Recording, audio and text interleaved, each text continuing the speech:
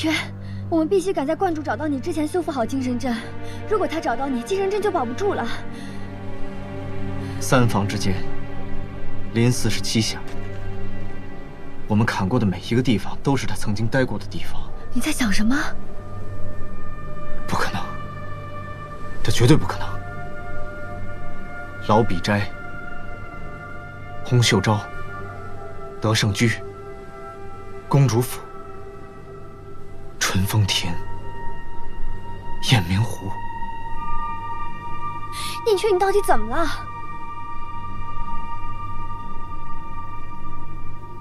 我终于知道是谁在破坏精神阵。是谁？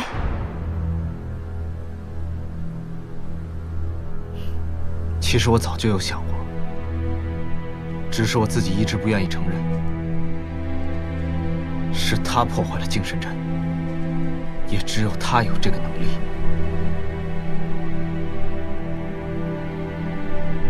对，这就是症结的所在。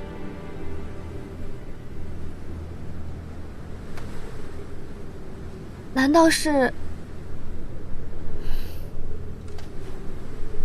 桑桑？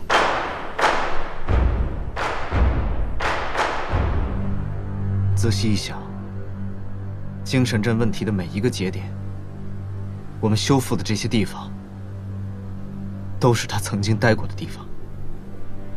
何明池不可能破坏精神阵，今日看来，连观主也没有办法做到这么大的破坏。所以，宁缺，这些都只是猜测。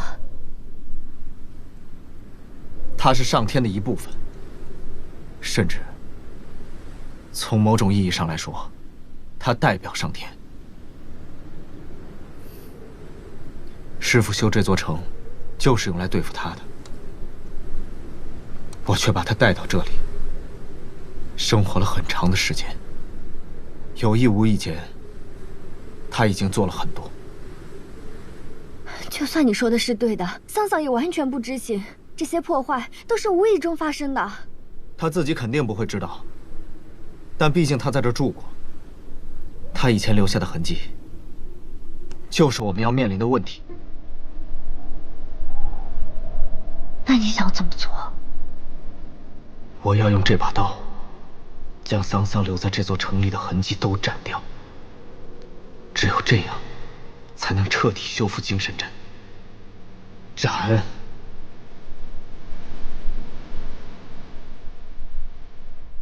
过往。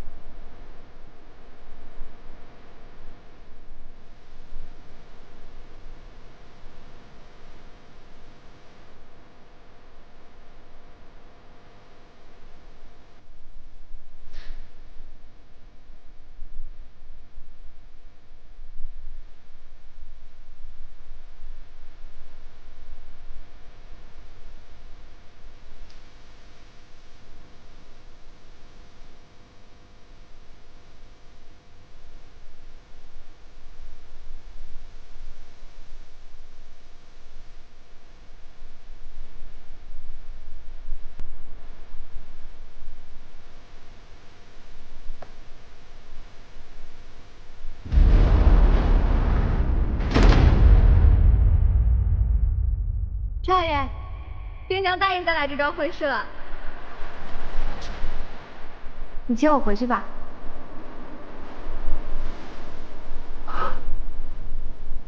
好，我接你回去。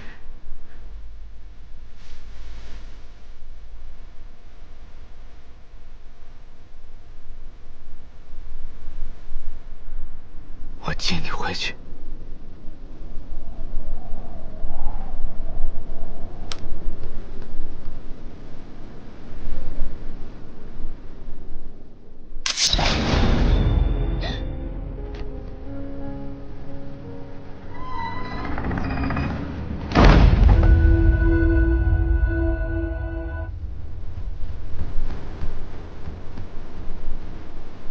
少爷，你跑得比我快。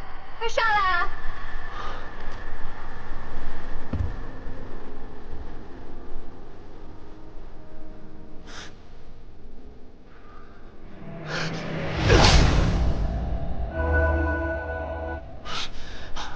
少爷，这个面可好吃了，你快来尝尝，30粒葱花，4粒花椒。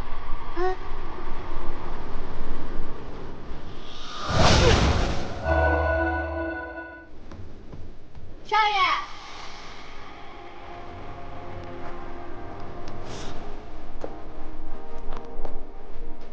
这家铺子有魏城的酒。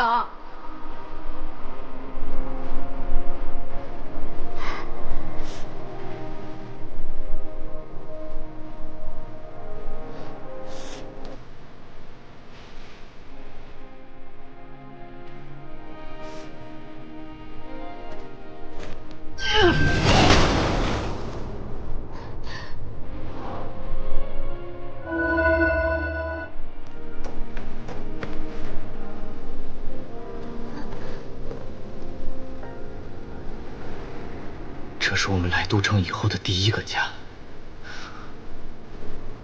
少爷，今天我卖出去好多幅字，赚了好多银子。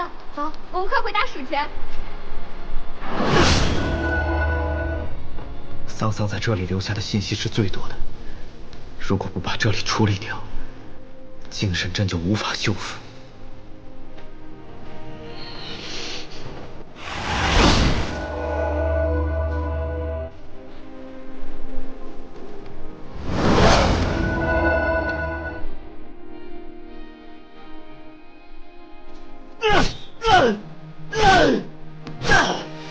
魏晨，你不是桑桑。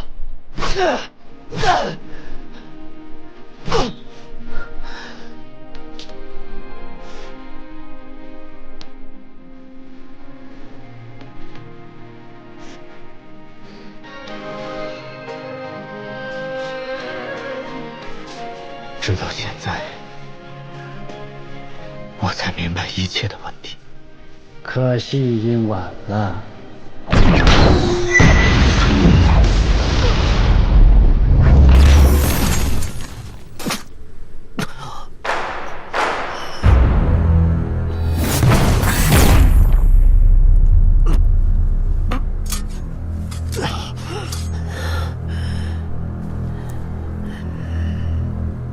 你现在后悔还来得及。逞口舌之能，非君子所为。有件事我一直不明白，观主你早已超凡脱俗，眼光不在人间，你为何不愿脱离道门，追寻自由？执其手，方得自由。道门追求出世无为合道，书院追求入世救世，理念从来无法相同。我和夫子的想法也不尽相同。任何开始都必须有结束，任何循环都必须有终结，这就是大道的规律。书院和大唐永远不会陷入那恶心的循环。所以，夫子已经上天，唐国即将被终结。就算你有金身阵的加持，也守不住这座城。按照你的性情，前些天你应该逃离，结果你依然在街上，这让我有些意外。大唐是我的家，我为什么要走？你又凭什么来？你真的要守？没错，哪怕明知守不住。因为知道，所以要守。明知守不住，还是要守。这就是我的职守。我死苦想了7日，终于学会了这个义字符。我不知道这是不是师傅曾经看到的那个字，但这个字我很喜欢。形似刀剑相交，一只割草无声。若要出现在道路上，那便是连一个小孩都能明白的意思。观主，此路不通。我依然还在唐城，依然在金神阵中，你却依然无法击败我。你的境界差得超出了我的意外。我本以为自己找到了那个字，可惜现在才知道，还是没找到。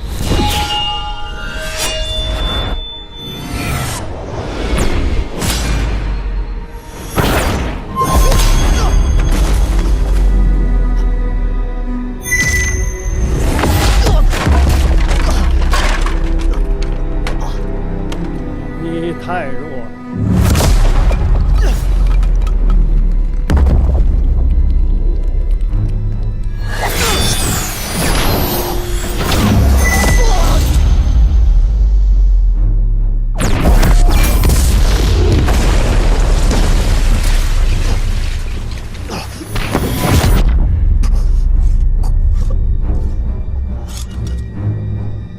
你太弱了。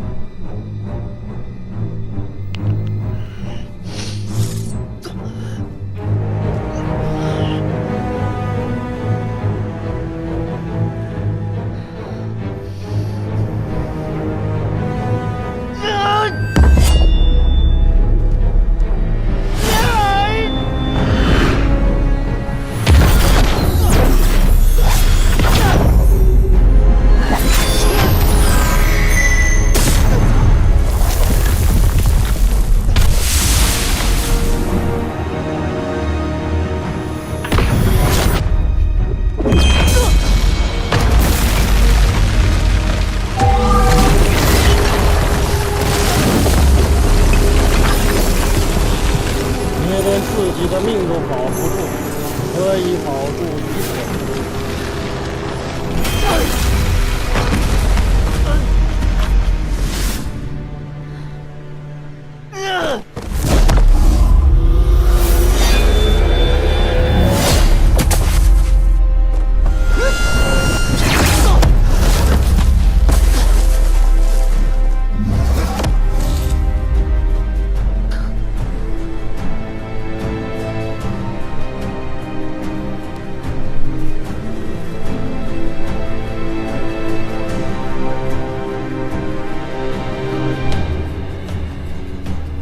前面就是皇宫，我已经看到它的瓦顶了。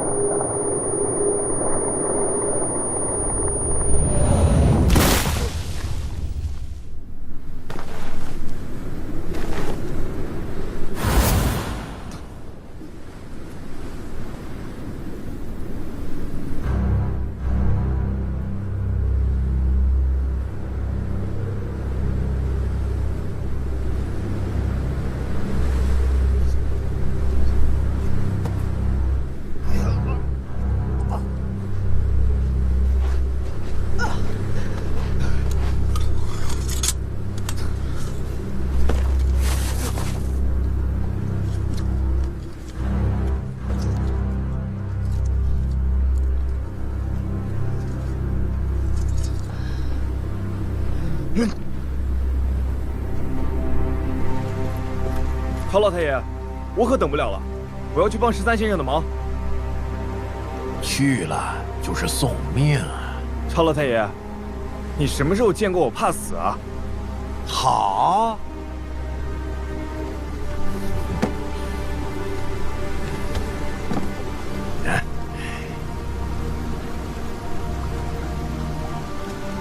你朝二哥还穿开裆裤的时候，我就跟他说：为父母死是孝，为兄弟死是义，为君王死是忠，为国家死是行大道。如今我大唐有难，我们身为大唐的主人，是到了行大道的时候了。当与太爷同行。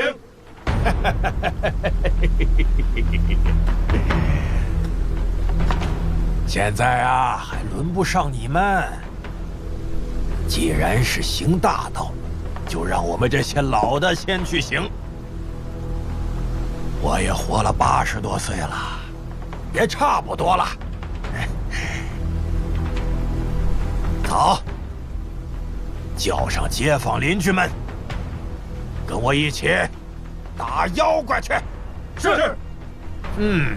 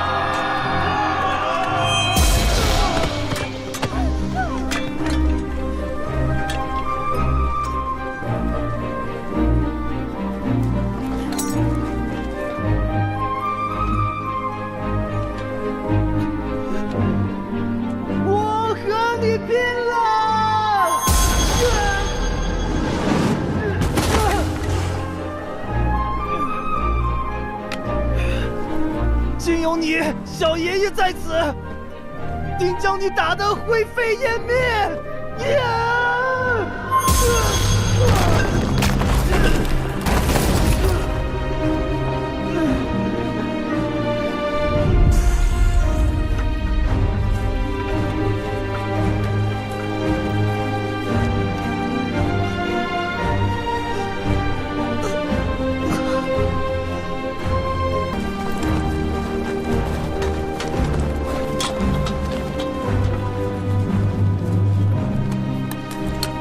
像蚂蚁一样去死，你能甘心吗？我是春风亭老巢，曹小树的爹，人称曹老太爷。至于你的问题，我大可以告诉你，甘心就是舒服。对于我们这些唐朝老人来说，临死的时候不羞愧，那就是甘心舒服嘛。所以才会有这么多人争着来送死。哎，对了，我唐人向来有赴死的传统，与诸国首战唐人无降者；与荒人战，唐人亦无降者。自魏泗水畔揭竿，我大唐开国至今已有1000年呐，慷慨赴死之事数不胜数。唐之所以强，强在敢死。书院为孤苦少女，却敢与天下争。二先生斩破烂柯，才稍炫怒气呀！唐之所以强，强在敢恨；唐之所以强，在于我唐人。我大唐从古以来就有奋力拼搏之士，就有埋头苦干之人。面对不公与欺凌，有人敢拍案而起；面对强敌入侵，有人慷慨赴死。在我们唐国有这么一句话：可脱6尺之孤，可寄百里之命。临大节而不可夺，君子也。大唐乃君子之国，君子国，君子国，君子国，君子国，君子国，君子国，君子国，君子国，君子国，君子国，君子国。可这般美好的国度啊，却要被你们这些贼老道从人间毁掉，你还问我是否甘心？我干你个奶奶！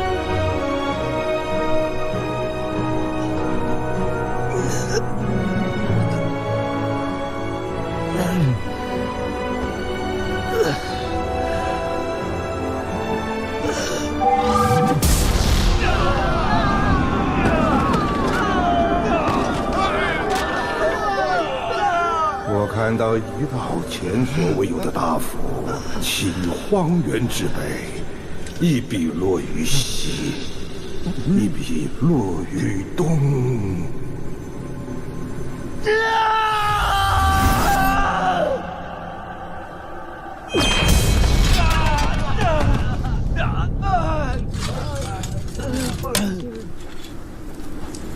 老师，师傅，现在我可以写出那个字了。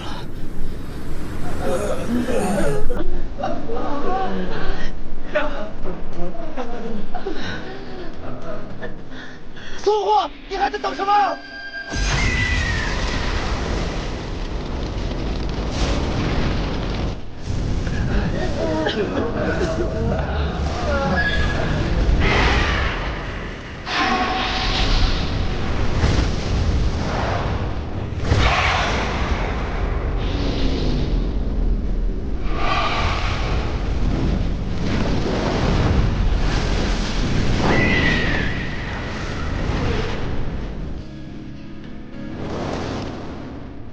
孽种！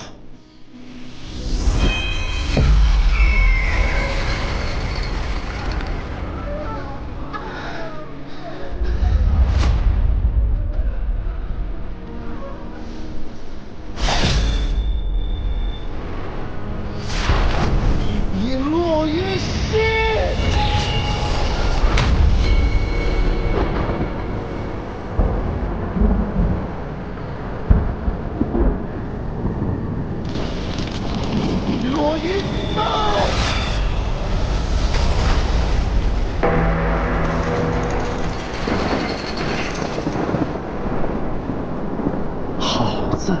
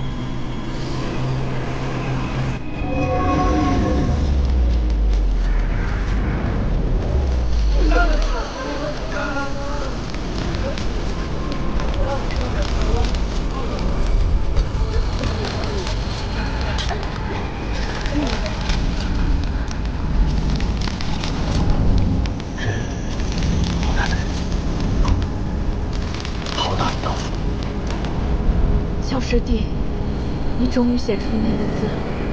原来你当我是个人。燕轩，你终于画出了那道符。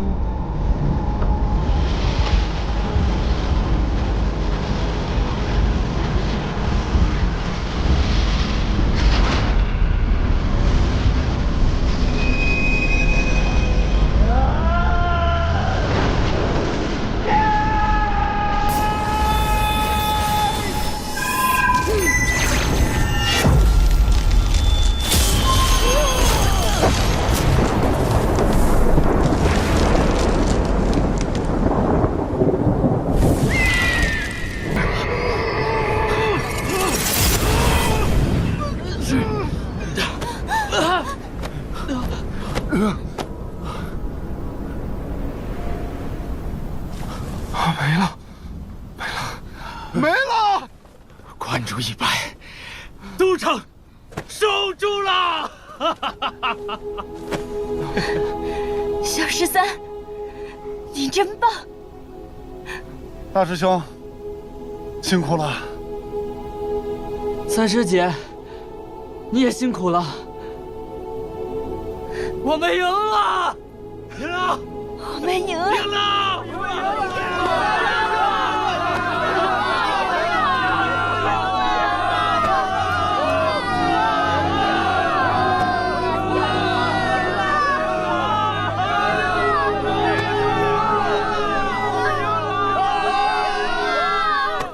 父亲！父亲！父亲！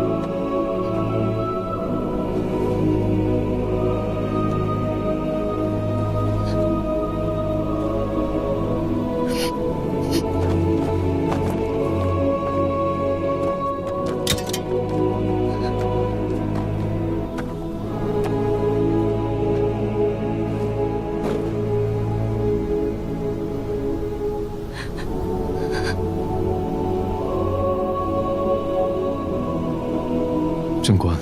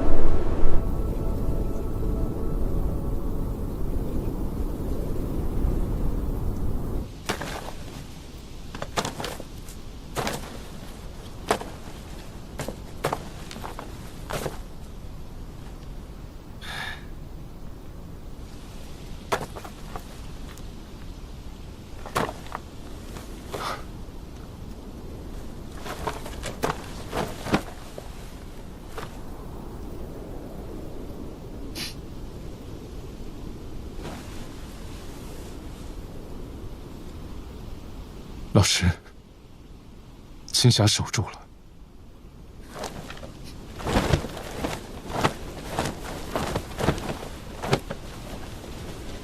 老师，青霞守住了，守住了。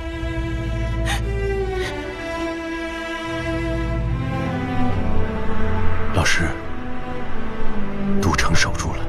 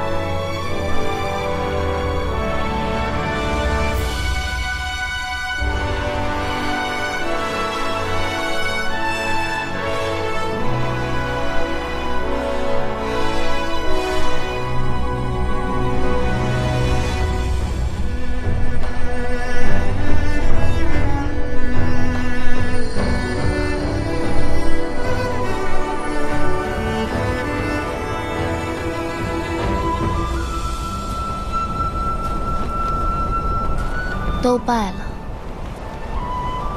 他们败了，但你好像并不愤怒。为何要愤怒？因为唐国不会灭亡的，这不是结局，这只是开始。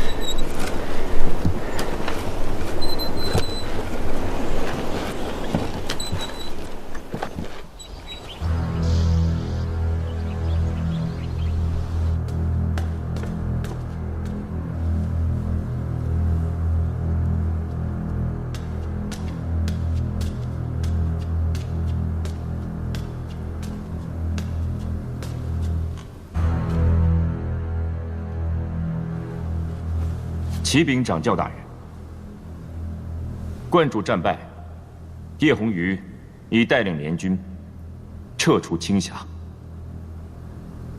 居士伐唐，恐怕是要失败了。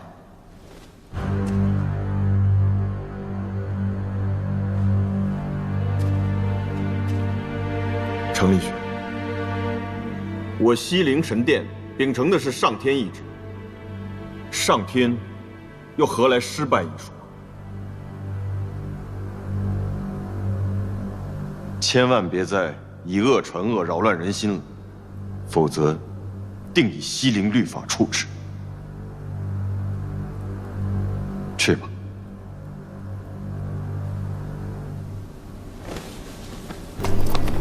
如果每一个出征的将士都可以平安归来，便是我唐国的幸事。希望书院的几位先生也能够平安归来。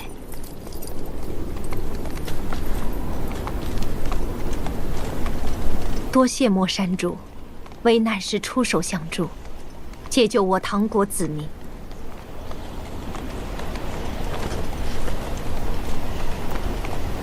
我只是来帮宁缺的。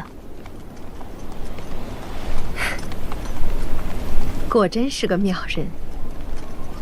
妙？妙在何处？爽快，我喜欢。可你不是他。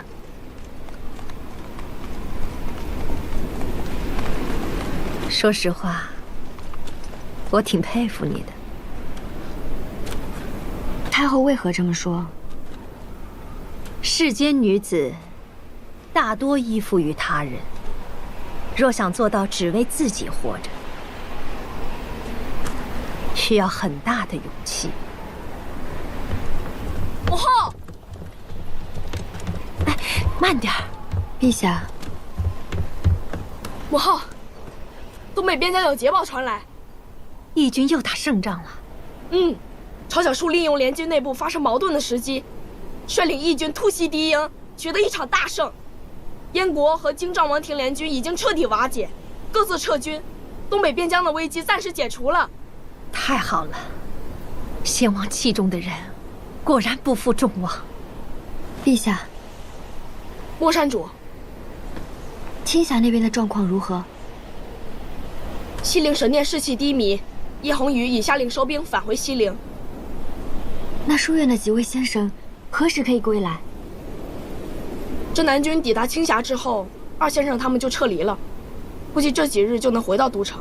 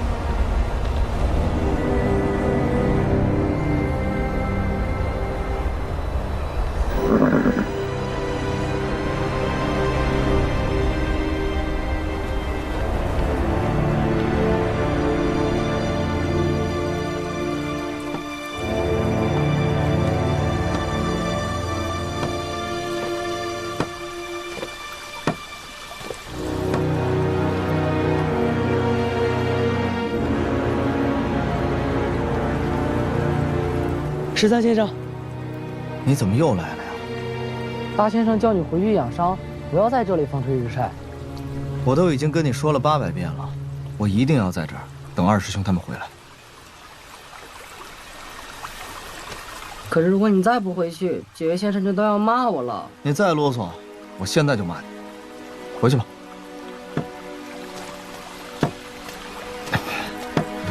不用你扶，回去。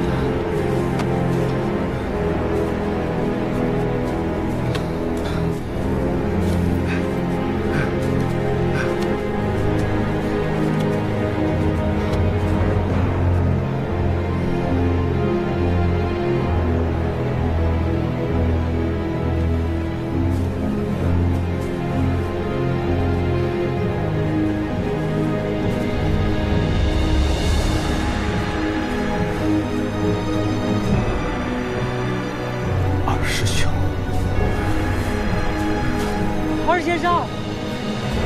二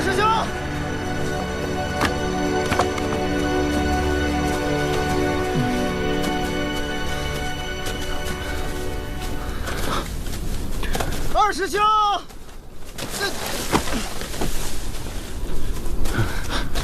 二先生，你的胳膊呢？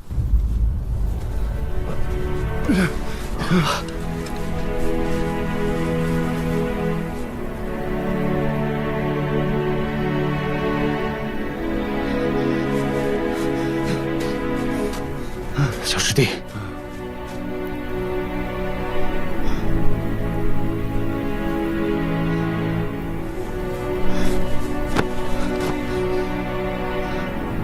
有什么好大惊小怪的？我们打赢了。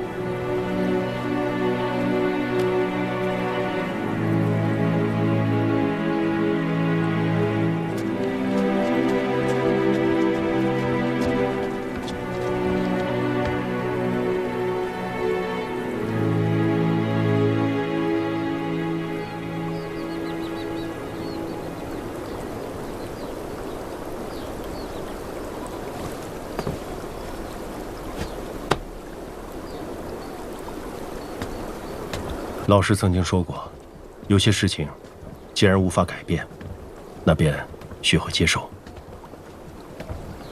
不是在意，只是遗憾。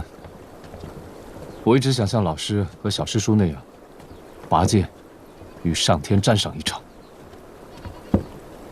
但如今看来，却是没机会了。如果不能与天斗，与人斗也挺有意思的。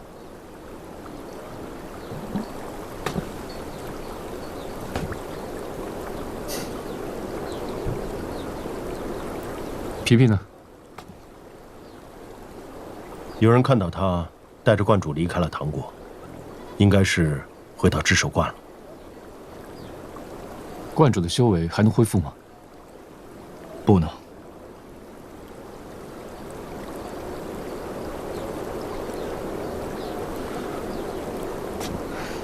观主战败是举世伐唐的转折点，西陵神殿目前还没有任何反应。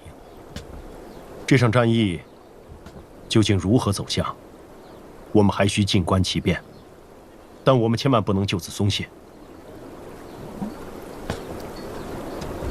西陵只是暂时休战，不打到彻底认输，是绝不会善罢甘休的。老师已经不在人间，他们必定会卷土重来，第二次举世伐唐，在所难免。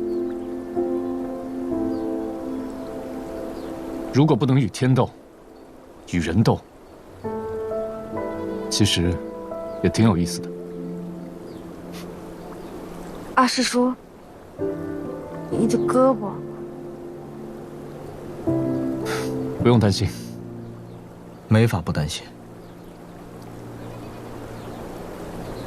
些许遗憾，不想便是。我只是觉得有点不太适应。副手的时候，左手再也无法握住右手，而且再也无法向你们行礼。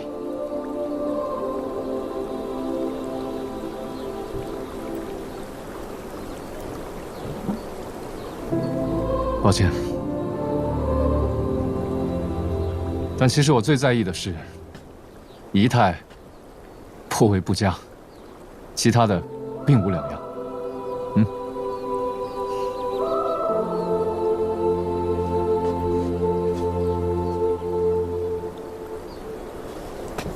你们还站着干嘛？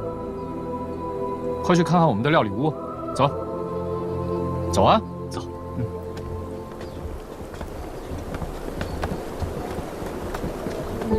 此刻，我第一次感觉到，老师真的不在后山了。师兄师姐们，病的病，伤的伤，心却依然在为这个世界不安。若老师在，老师会怎么样呢？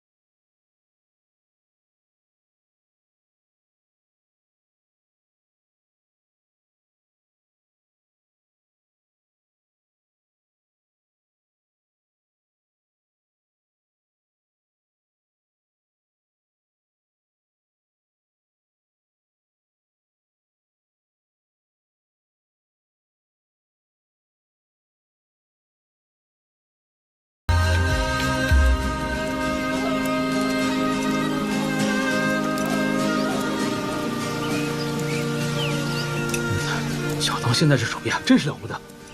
太好吃了。香。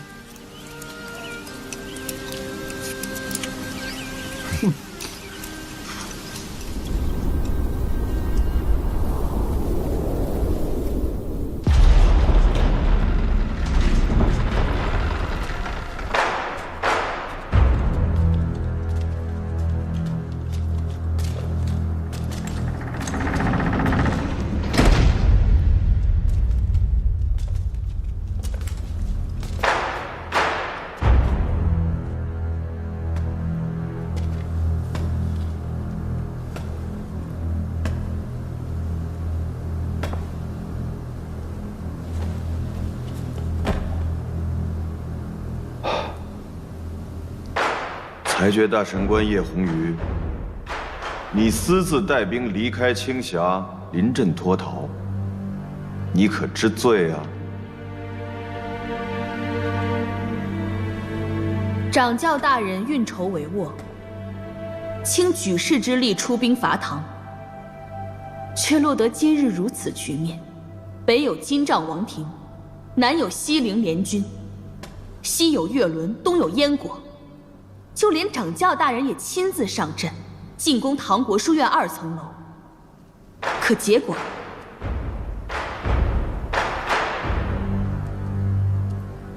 观主虽然打败了大先生与魔宗宗主23年缠，却也败在宁缺的人字符下。难道这些都是因为我临阵脱逃吗？叶红瑜，你不仅不认罪，居然还敢顶撞掌教！卓同僚，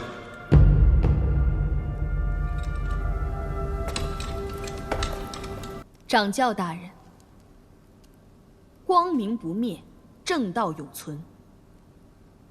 一个不信光明的唐国，竟然能够于世间屹立1000年而不倒。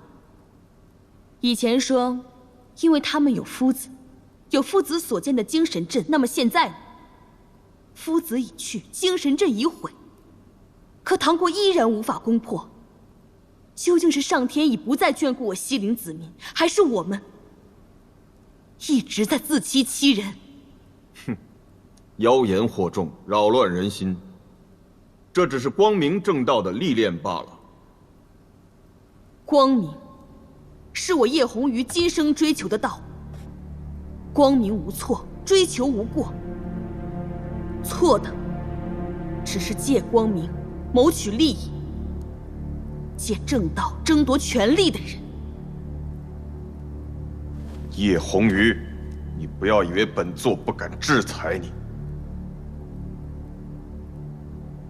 掌教大人的天怒呢？掌教大人为什么不用光明神辉制裁本座？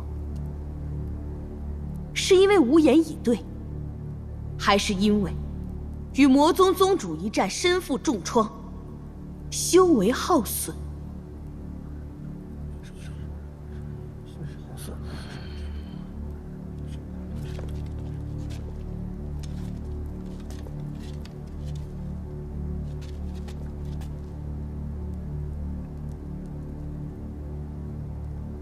掌教之位乃正道所赐，行正道者方能永保掌教之荣耀，反之，必遭光明裁决。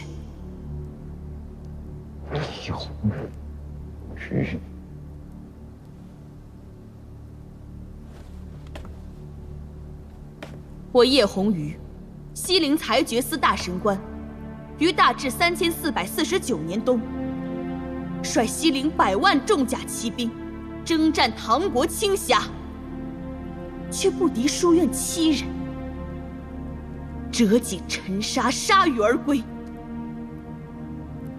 为此，本座羞愧不已。但本座以为，举世伐唐至今已有30余日，各战线已陷入僵局。今日，本座自愿前往唐国，与唐国谈判，暂停战事，让天下苍生免于战火，重获光明。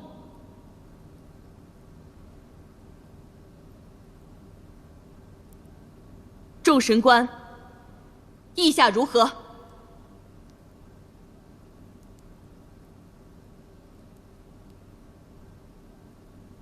裁决大神官所言极是，不错。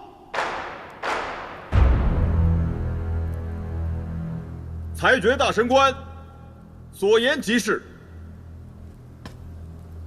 我西陵秉承光明正道，正是应该让世间万民获得光明和安宁。方才是本座欠考虑了。裁决大神官叶红鱼，本座命你前往唐国谈判，即刻启程。去吧。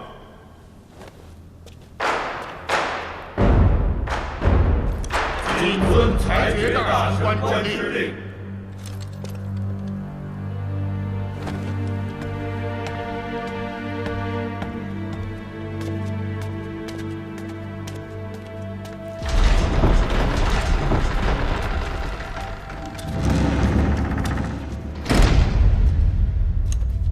叶红鱼如此骄横，掌教不仅不责罚他，还让他去唐国和谈。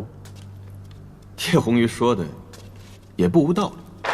可是现在整个西陵，唯有裁决司马首是瞻，根本就不把掌教放在眼里。而且我怕叶红鱼和书院的人沆瀣一气，将来我们可怎么办呢？他是道痴，我是掌教。若连这一点都看不透，我还做什么掌教？放心，相信这种情况不会持续太久。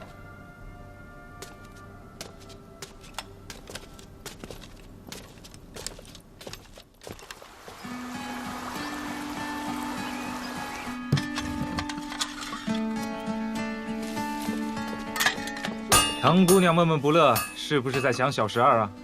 谁想他呀？我就担心自嗨锅做不出它的味道。只要用的是皮皮留下的秘制底料，味道就是一样的。鲜香麻辣，和12师弟比还是差一些的。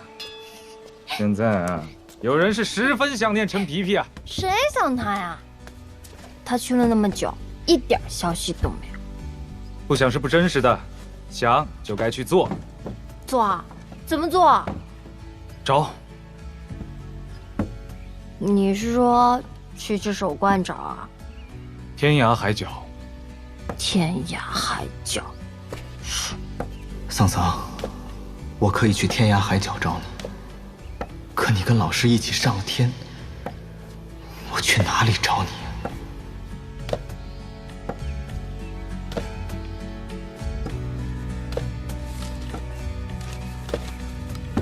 小师弟，你最近老是闷闷不乐的，还总是发呆，这样下去可不好啊！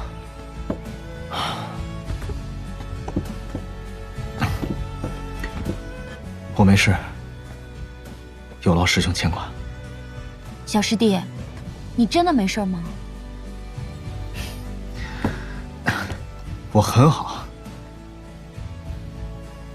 只是有些不习惯。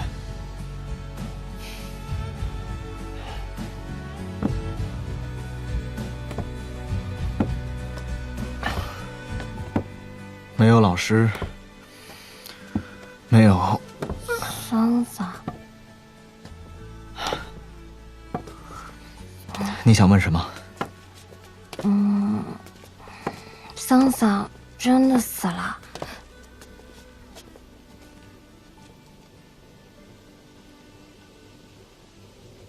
是的，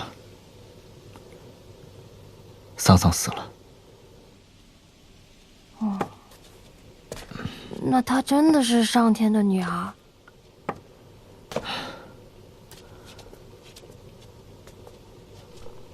或许，她代表上天。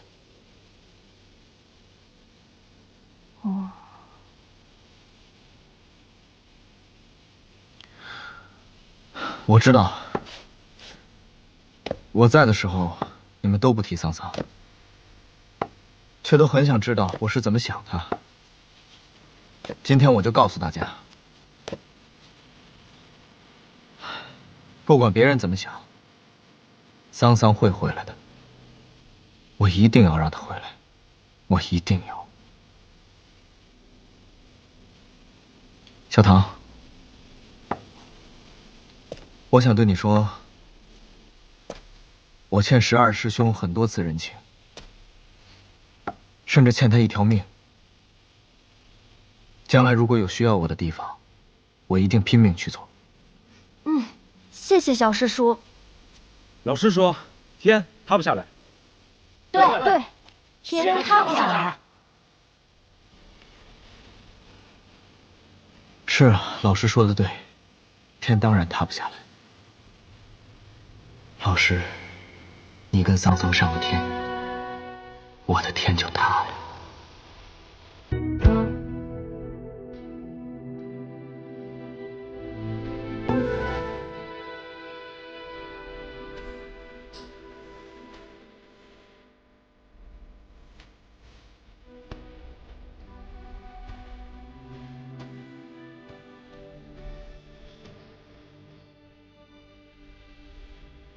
少爷，你刚刚说的可真好。我们以后就再也不用像在渭城和雁鸣湖那样等待着一场战斗，我们也可以好好的生活，像老师一样，喝酒吃肉，像师兄师姐们一样，赖在后山做一个无所事事的痴人。你的意思，我们书院后山的人都是一堆痴人？那个小丫头，看我怎么收拾你！嘿，我先走了，你自己慢慢钓吧。少爷，你把我放下来，少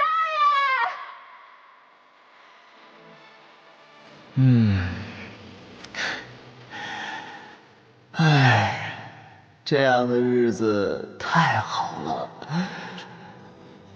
桑桑，以后我们就不回老笔斋了，雁鸣湖也不要，我们就住在后山，和师兄师姐在一起。太好了，我们总算有一个真正的家了。以后我就帮二师兄养鹅，给大家洗衣做饭。那我就给老师放牛，给三师姐铺纸研墨。走，放牛去，走。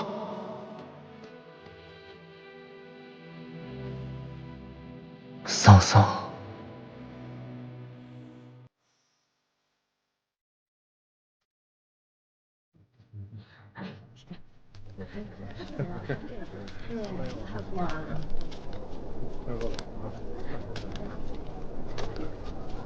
就这样。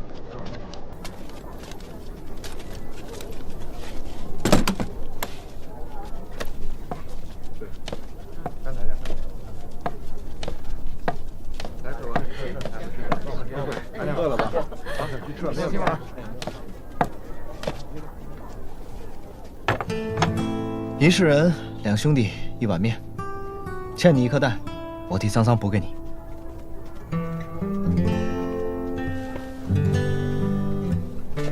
我就知道你会回来，所以你也回来了。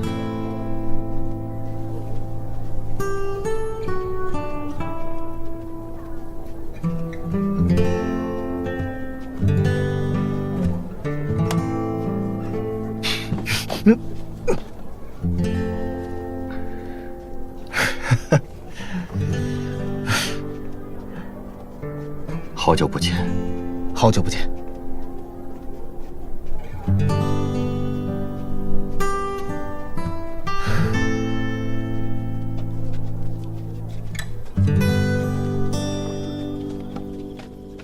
天启15年的春天，你和桑桑来到都城。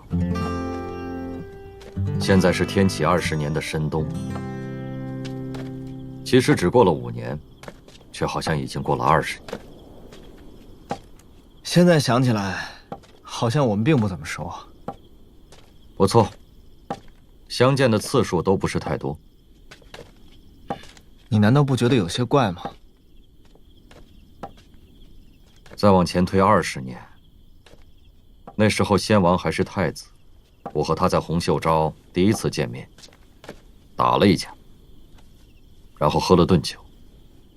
从此我变成了潮二哥。那时候我还是小老板，随你在雨夜春风亭打了一架，然后吃了碗面，从此我便认识了大名鼎鼎的曹小树。叫一声哥，你不吃亏。是，曹二哥。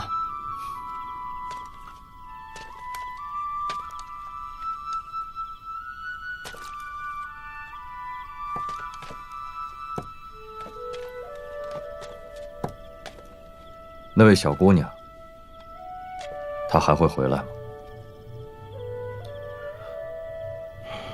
最近不知为何，我总觉得她在人间，而且离我越来越近。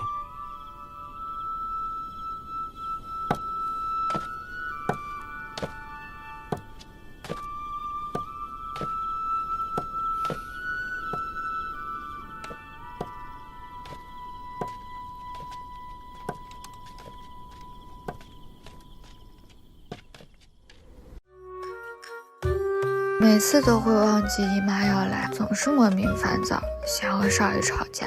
用美柚 APP 啊，准确预测经期，我们墨池院的姐妹们都在用。真的吗？还有这等神器啊！美柚，梁医女生在用的经期预测 APP。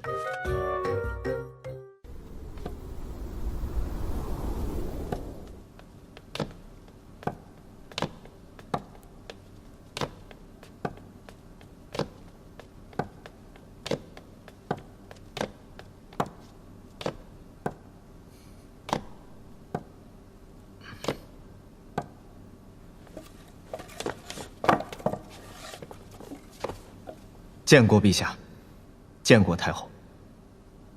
13先生，西陵神殿来信，掌教想要和谈。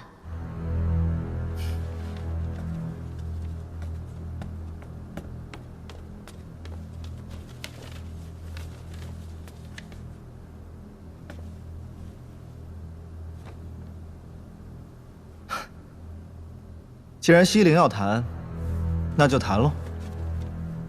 怎么谈都可以，就是不能吃亏。在先生看来，西陵方面主动要求议和的原因是什么？不可否认，书院确实被打惨了，但神殿方面付出的代价更为沉重。他们想要议和，并没有出乎我的意料。我甚至觉得这个消息来得更晚了一些。的确，现在双方都需要时间来疗伤。所以陛下不用在意书院的态度，想怎么谈就怎么谈。不错，时间对我们有利。如果朝廷同意与西陵方面谈判议和，西陵方面肯定要求和书院谈。到时候是13先生出面，还是大先生出面？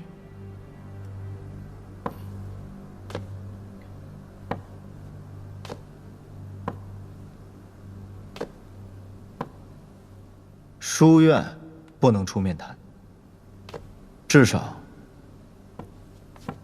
我不能。这是为何？如果书院出面谈，将来便不好反悔；如果我签了字，将来就没架可以打。13先生说得好。谢陛下。13先生的伤无大碍吧？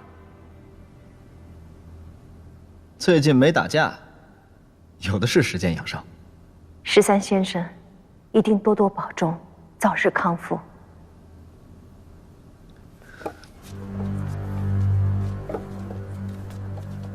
谢陛下，谢太后，宁缺告辞。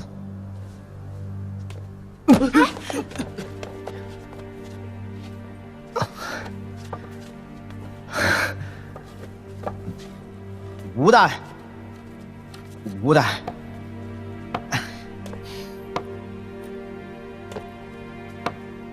传朕旨意，让御膳房炖一锅龙骨汤送给13先生。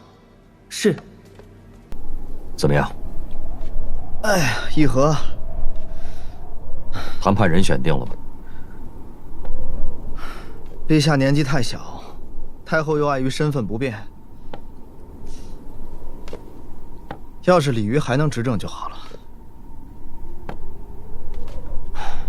我在回都城的路上，听到不少关于李渔和夏天的传言。怎么说？传言说，战争一旦结束，夏天就会处决公主。太后不会杀了李渔，不然李渔也不会活到现在。李渔是被你关起来的，你打算怎么处置的？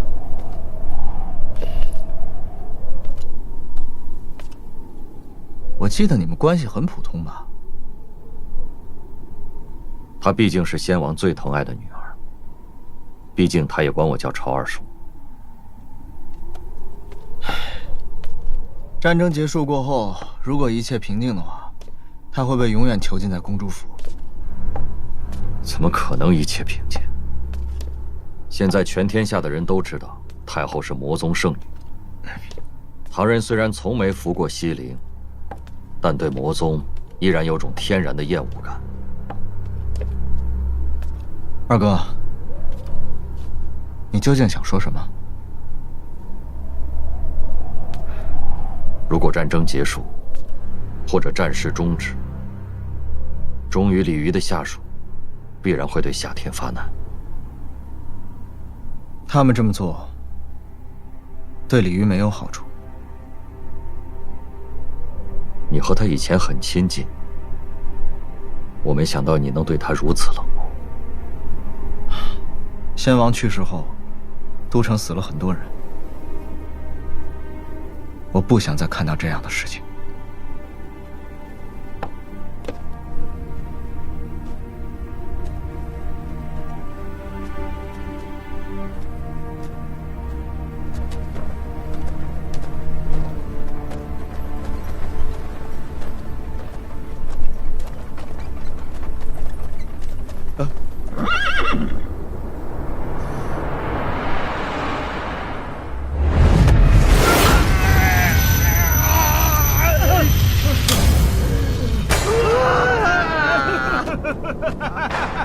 求求你饶了我吧，饶了我们吧！饶命，饶命！躲了1000年，还是被你给找着了。你们是活得太久。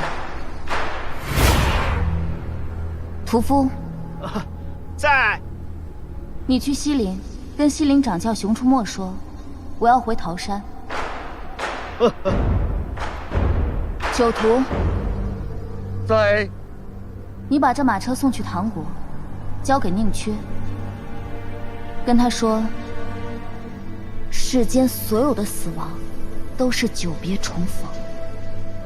是。记住了吗？记住了，记住了，记住了，记住了，记住了，记住了，记住了。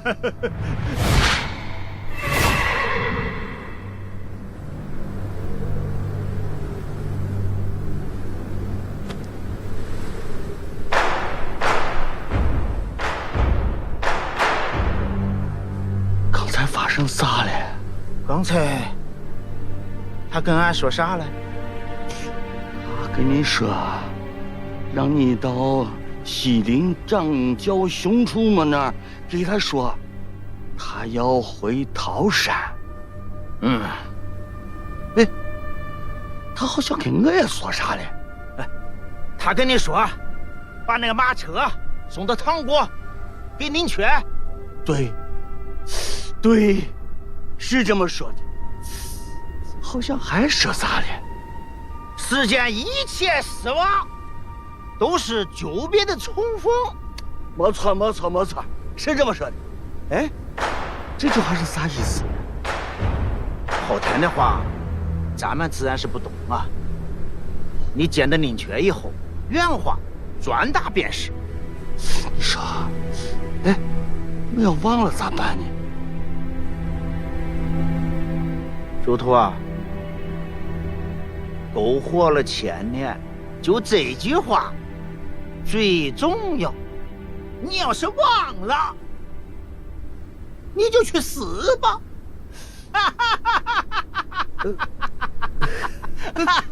不能忘，不能忘，真的不能忘。